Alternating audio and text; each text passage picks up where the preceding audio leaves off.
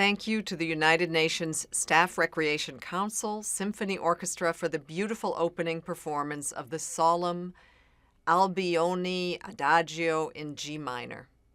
Your Excellency, Mr. Antonio Guterres, Secretary General of the United Nations, Your Excellency, Mr. Abdullah Shahid, President of the General Assembly, Your Excellency Claver Gatate, Permanent Representative of the Republic of Rwanda to the United Nations, Your Excellency Ms. Fatima Kayari Mohammed, Permanent Observer of the African Union to the United Nations, Excellency Ms. Providence Umugwaneza, survivor of the 1994 genocide against the Tutsi in Rwanda. Ladies and gentlemen, good morning, good afternoon, and good evening. My name is Melissa Fleming, and I am the United Nations Undersecretary General for Global Communications. It is my honor to welcome you to the commemoration ceremony marking the 28th anniversary of the 1994 genocide against the Tutsi in Rwanda. The United Nations observes this remembrance every year on 7 April, the day when one of the darkest chapters in human history began to unfold.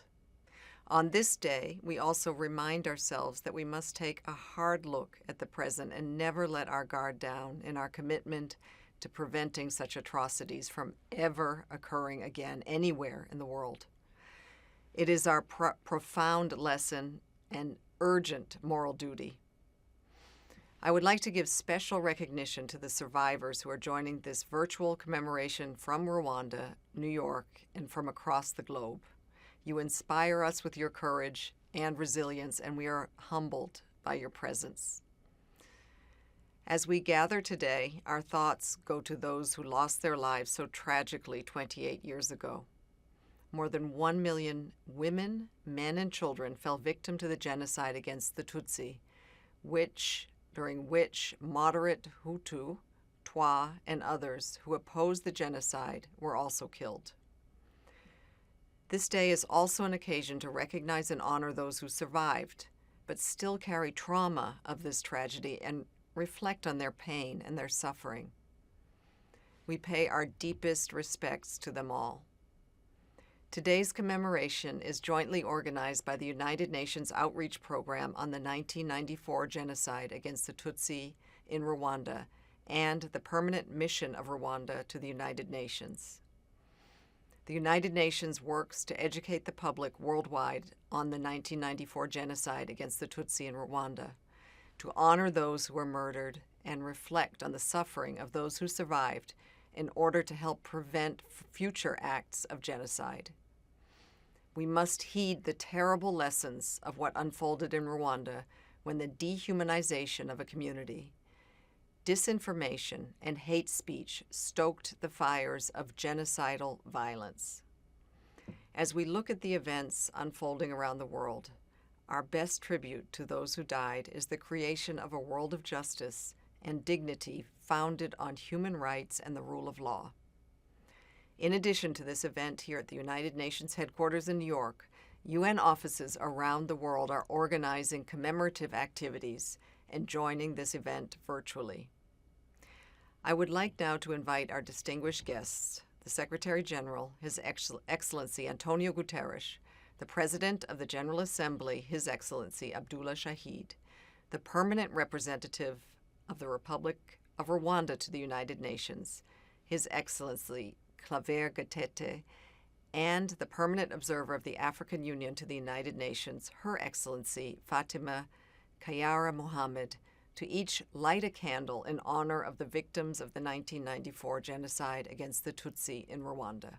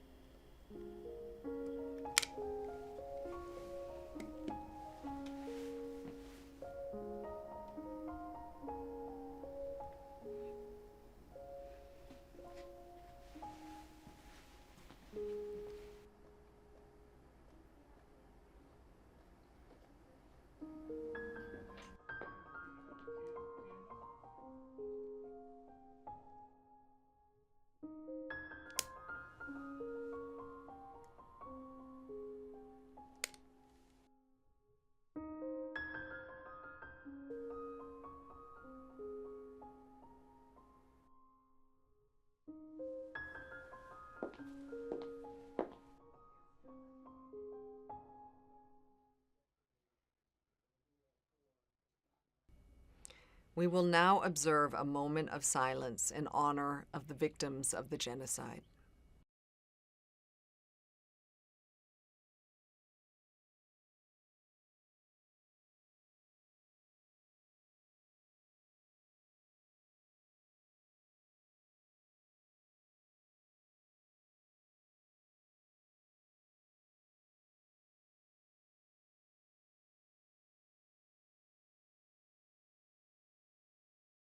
I am now honored to invite our first speaker, His Excellency United Nations Secretary General Antonio Guterres, to make a statement. Mr. Secretary General, you have the floor. I'm grateful to join you for this International Day of Reflection on the 1994 genocide against the Tutsi in Rwanda. Together, we pay tribute to the 1 million people who were murdered in just 100 days in 1994, the overwhelming majority Tutsi, but moderate Hutu and others who oppose the genocide too. We honor their memory. We stand in awe of the resilience of the survivors, and we reflect on our failures as an international community. The genocide was neither an accident nor unavoidable. It was deliberate, systematic, and carried out in broad daylight. No one who followed world affairs or watched the news could deny the sickening violence taking place. Yet, too few spoke out, and fewer still tried to intervene. Much more could have and should have been done. A generation after the events, the stain of shame endures. As we remember the bloodshed 28 years ago, we recognize that we always have a choice: to choose humanity over hatred, compassion over cruelty, courage over complacency, and reconciliation over rage. The principle of the responsibility to protect entails that we can no longer stand idle in the face of atrocity crimes. Through my call to action and other initiatives, human rights stand firmly at the heart of everything we do. My special advisor on the prevention of genocide is monitoring developments worldwide for risks of genocide and other atrocity crimes. And I've placed the agenda of prevention at the center of our work. Today, international criminal justice, though far from perfect, has shown how perpetrators can no longer assume impunity. The remarkable work of the International Criminal Tribunal for Rwanda, the first court in history to convict an individual of genocide, was instrumental in this effort. And it has demonstrated how justice is indispensable for sustainable peace. Rwanda today stands as a powerful testament of the human spirit's ability to heal even the deepest wounds and emerge from the darkest depths to rebuild a stronger society. After having suffered unspeakable gender-based violence, women today hold 60% of parliamentary seats. And Rwanda is the fourth largest contributor to UN peacekeeping operations, risking their own soldiers to spare others the pain they themselves have known. Excellencies, the genocide against the Tutsi raised questions that affect all humankind. Fundamental questions about the role of the Security Council, the effectiveness of peacekeeping, the need to end impunity for international crimes, the need to address the roots of violence, and the fragility of civility. We have great tests before us. Today, Ukraine is in flames, and all the new conflicts faster in the Middle East, Africa, and beyond. The Security Council agrees mostly to disagree, contributing to an environment of perceived impunity for state and non-state actors. Wars are raging, inequalities widening, and poverty growing, and all are breeding grounds for resentment, anxiety, and anger. Meanwhile, we see hate speech, including dehumanizing disinformation, racist tropes, and genocide denial and distortion, proliferating both on and offline. Today of all days, we must recognize the dangers of intolerance, irrationality, and bigotry in every society. As we look back with remorse, let us look ahead with resolve. Let us commit to be ever vigilant and to never forget. And let us pay meaningful tribute to the Rwandans who perished by building a future of dignity, tolerance, and human rights for all. Thank you. Thank you, Mr. Secretary General. It is my honor to invite the President of the General Assembly, His Excellency Mr. Abdullah Shahid, to deliver his remarks. Excellency, you have the floor. Excellencies, ladies and gentlemen, 28 years ago, Rwanda witnessed the horrors of the 1994 genocide. triggered by hate speech and propaganda, friends and neighbors turned into enemies. More than 1 million women, children, and men perished needlessly. We come together today to pay our respects to the lives and memories of those who are lost. We also honor the survivors who, like Miss Providence Umugwaneza, mustered the strength and courage to defy odds. Their bravery and resilience stand as a beacon of hope for the people of Rwanda and many more across the world. Today, Rwanda has rebuilt from the ashes of horrific tragedy and destruction, evidenced by its economic, social, and political developments. It laid the foundation for these achievements by having embarked on a better path, one of forgiveness and reconciliation, leaving behind past resentments and acknowledging the common humanity of all. I commend the resilience and leadership of the people of Rwanda for finding the grace within themselves to heal, to reconcile, and to embrace. As we light candles and commemorate this dark chapter of history, let us ensure our commitments to stand against racism, hate speech, xenophobia, and all forms of discrimination continue to burn brighter than the darkness of hate and violence. In solidarity with the people of Rwanda, in memory of the victims, and in respect of the survivors, let us recommit to upholding the principles of human rights, peace, and security. And let us continue to reach for the ideal of never again. On this day, my heart is with all Rwandans. Like them, let us remember Kuibuka. Thank you, Excellency. It is my honor to invite the Permanent Observer of the African Union to the United Nations, Her Excellency Ms. Fatima Kiari Mohammed, to deliver her remarks. Excellency, you have the floor.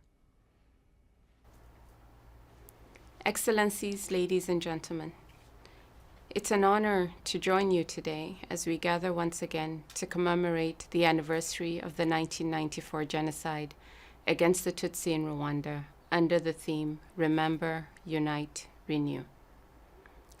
The annual commemoration of the events that took place in 1994, where the world witnessed one of the most horrific tragedies in modern history, is not only an occasion for contemplation and reflection, but also an opportunity to honor the over 1 million people who lost their lives, the fallen heroes and victims of this heinous crime against humanity.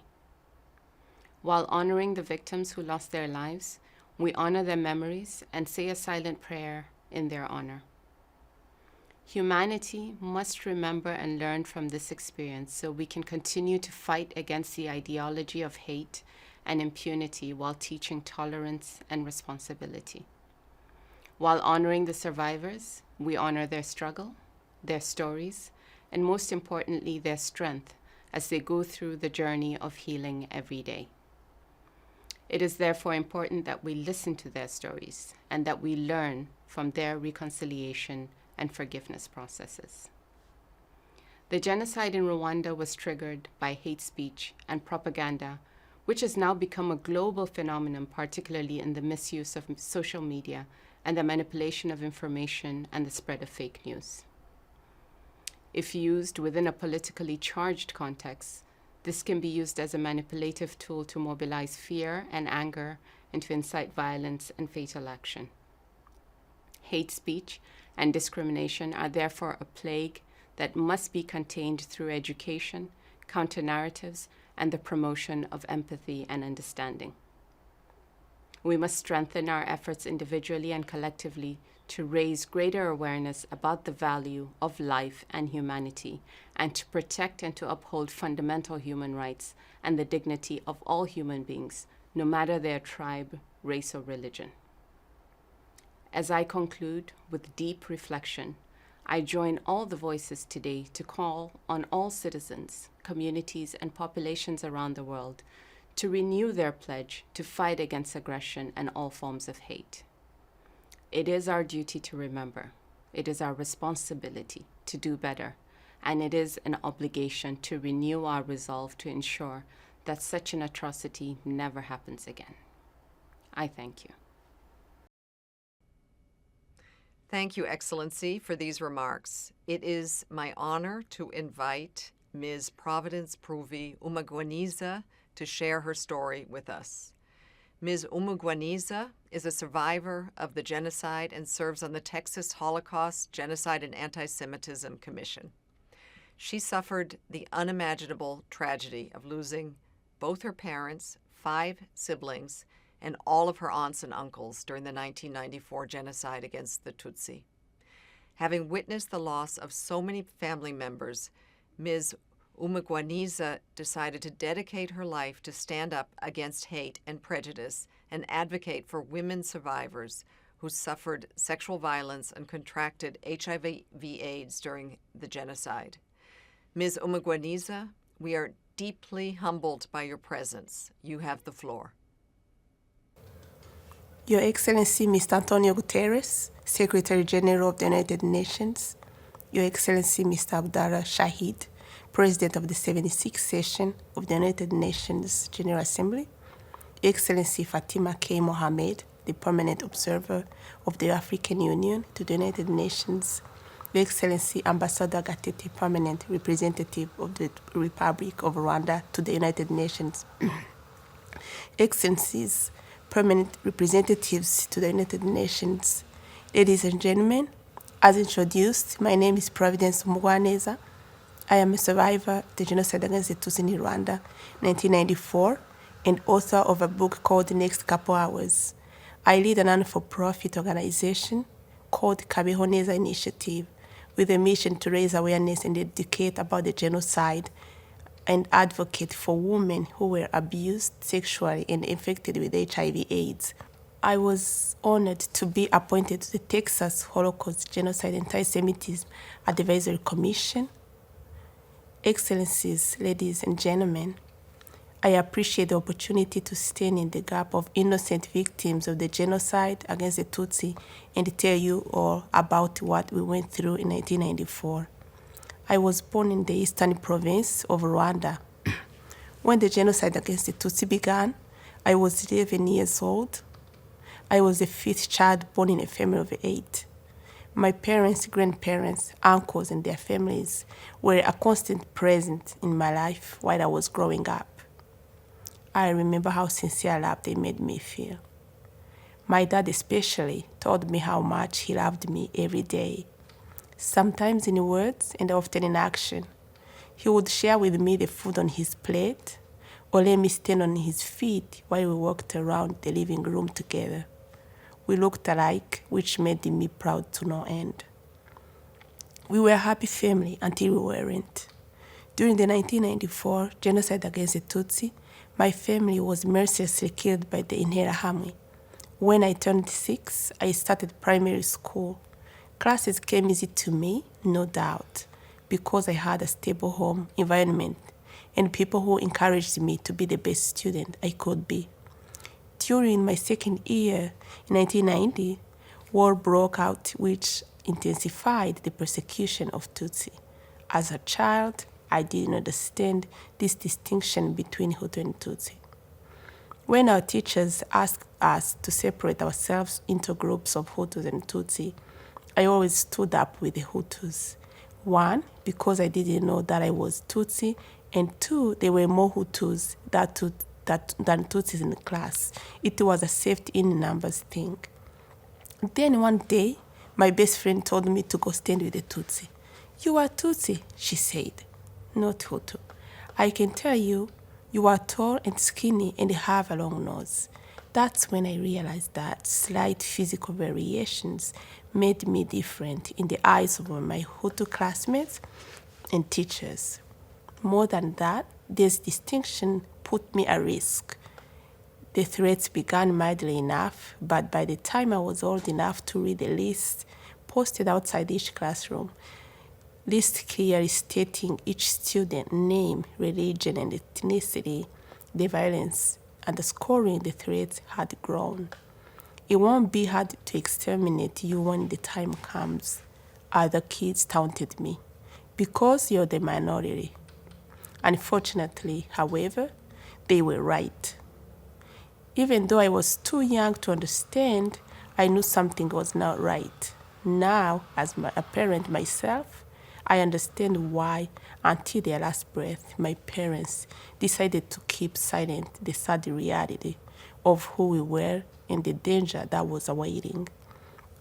We kept having a great childhood full of precious memories. However, none of the kids, my uncles and aunties, escaped the killing that had been prepared for so long.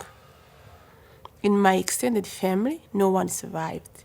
They were all completely wiped out. Only memories live. In my family, out of 10, only 3 of us survived. I would not be here today if I had not traveled to my aunt's house during Easter break. She had just had a baby and needed an extra set of eyes of her newborn baby son. When it was time to go back home, news broke that the plane carrying the then president was shot down and everybody on board died. Within the next couple hours, things changed quickly and for good. My aunt told me that things would only get worse, so we agreed that I should stay a little longer. But I was longing to see my 3 older siblings again, who were about to return to school after their Easter break. I had immense remorse that I did not kiss them goodbye before I left. I worried that I may not see them again. My aunt and I decided to hide when we started to see a crowd of people running away with fear. We could see the rising smoke as neighbors' houses were put on fire and hear horrible sounds as killers pounded on doors. With the help of our Hutu neighbors, the Interahamwe militia and armed government forces ruthlessly killed everyone we knew in the area. We hid in bushes and swamps. I was convinced that no one was going to escape this horror. Fortunately, the RPF in Otanyi were getting closer to save Tutsi who were still alive. They got to us on time. They saved the few still alive, even and tended to the wounded. Excellencies, ladies and gentlemen, I speak for those who were sick and disabled and were not strong enough to quickly escape the Interahamwe, who were hunting them with machetes. I speak for those women who were full-term pregnant, and instead of welcoming the joy they have been carrying, loving, for 9 months they were murdered with their babies. I don't have enough words to express how shattered my heart is when I think of women and young ladies who were raped by their militias. I pray for these orphans whose parents were disrespected and tortured in front of them. This is an agony that will haunt them forever. I am here to speak on behalf of those parents who did not know what to choose, either being killed before their children or their children to be killed ahead of them. No humankind should have to go through genocide, and that is the reason why I stand up with other fellow survivors. Excellencies, ladies and gentlemen, remembrance in the fight against the genocide denier is not for Rwandans only or genocide survivors alone. It is for everyone and everywhere in the world. Genocide denial tarnishes the memories of those we loved and lost. It seeks to minimize the pain and horror they endured. Genocide denial tries to erase the lives they led and revise history. It hurts us, survivors, deeply, but we shall never stop speaking the truth. Please join us always in ensuring the memory of genocide against the Tutsi is preserved and protected. You may ask yourself the reason why it matters today, after 28 years, and what to remember means. The answer is simple. We remember to educate for peace and promote tolerance, inspiring good character and leadership in our children's everyday lives to lead to more empathy and love. It is possible to positively impact our community neighborhood, school, church, and strangers. More importantly, it is possible to ensure that genocide never happens again, anywhere in the world. Thank you. Thank you for this moving testimony recounting the unfathomable horrors that unfolded in Rwanda just 28 years ago. The pain and trauma you suffered of losing so many loved ones are almost unimaginable.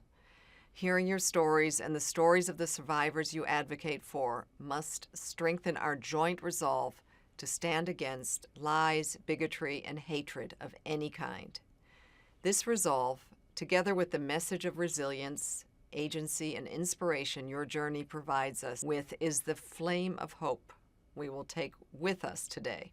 It is now my honor to invite His Excellency, Mr. Claver Gatete, Permanent Representative of the Republic of Rwanda to the United Nations, to deliver his remarks. Excellency, you have the floor.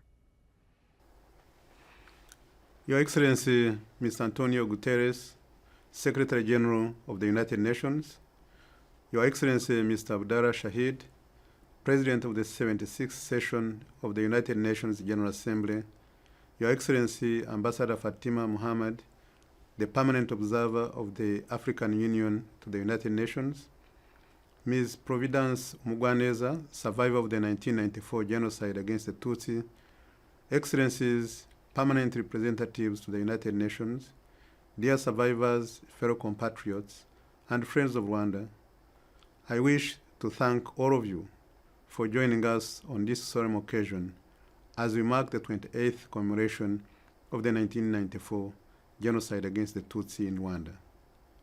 I'd like to thank in particular His Excellency Mr. Antonio Guterres, His Excellency Mr. Abdallah Shahid, and Her Excellency Fatima Muhammad for being with us today and for their statements that you have just heard. I thank Mrs. Providence Mugwaneza, who by sharing her testimony preserves the memory of the genocide against the Tutsi. Excellencies, dear survivors and friends, each year on April 7th, Rwanda begins 100 days of commemorating the 1994 genocide against the Tutsi that claimed the lives of over 1 million of our people. In his Kwibuka address last year, His Excellency Paul Kagame, the President of the Republic of Rwanda, said, and I quote, "Kwibuka challenges us to reflect on the context of the present moment as well as the cumulative history that has led us here," end quote. For Rwanda, the annual commemoration is a time to remember the victims, honor the courage of survivors, and acknowledge the resilience of Rwandans and their commitment to rebuilding their country. Rwanda is especially encouraged that United Nations General Assembly designated 7th April as the International Day of Reflection of the 1994 genocide against the Tutsi in Rwanda. It shows the commitment of member states to learn from history and prevent the recurrence of genocide anywhere. Our hope is that the testimonies you have heard in the past and the one delivered by Ms. Providence Mugwaneza today reminds us of our shared human dignity. Excellencies, dear survivors and friends, in recent years, there has been a rise in denial of the genocide against the Tutsi in academia and media. Remembrance is an important tool to counter genocide denial, which in turn is vital to genocide prevention. By keeping the flame of remembrance alive, we counter intentional deceit with truth and facts, thereby preventing trivialization of experiences of survivors and erasing the memory of the genocide victims. Education is also integral to fighting genocide denial. To this end, we believe that the United Nations outreach program on the 1994 genocide against the Tutsi should be given all the necessary tools and resources it needs to be able to carry out its mandate.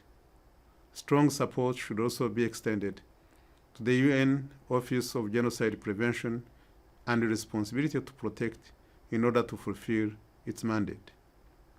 Given the prevalence of genocide denial and hate speech, Rwanda calls for an international global conference to provide an opportunity for member states to discuss how to counter and criminalize genocide denial. Excellencies, dear survivors and friends, the priority of Rwanda is the search for justice, to reaffirm the dignity of survivors and genocide victims. Justice is also critical to genocide prevention, as holding perpetrators accountable for their crimes prevents them from spreading their hateful ideology. All member states have a moral duty to arrest, try, or extradite fugitives on their territories. Judicial cooperation is required not only by the principle of international law, but also by our common decency and humanity. To this end, we commend the work of the Office of the Prosecutor of the International Residual Mechanism for Criminal Tribunals on the efforts to apprehend genocide perpetrators still at large. In closing, the Kwibuka theme of Remember, Unite, Renew represents our commitment to remembering our painful past and renew our resolve to stay together and rebuild our nation. Rwanda has emerged as a beacon of hope because we chose to build our nation where all Rwandans enjoy equal rights and opportunities. We have built stable and reliable institutions to deliver peace, security, and development for our people. Our commitment to accountability, unity, and reconciliation is relentless and irreversible. As we begin the 100 days of commemoration today, we are reminded that the journey to remember, unite, and renew is a long one. However, Rwandans deeply value unity, dignity, and self-reliance, and because of this, we will defend our hard-earned nationhood and build a common and prosperous future. I thank you.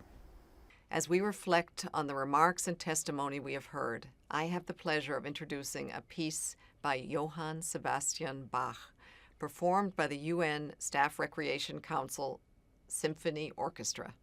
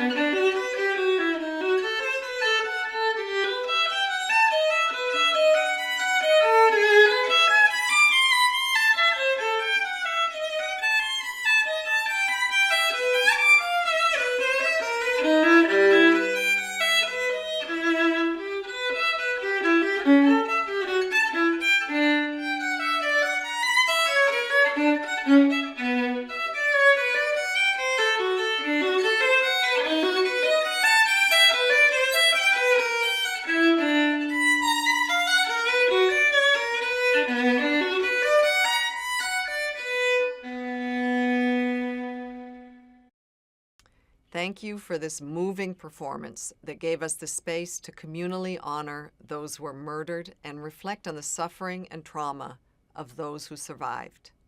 I would like to thank our speakers, musicians, and all of you joining us today to mark the 28th commemoration of the 1994 genocide against the Tutsi in Rwanda.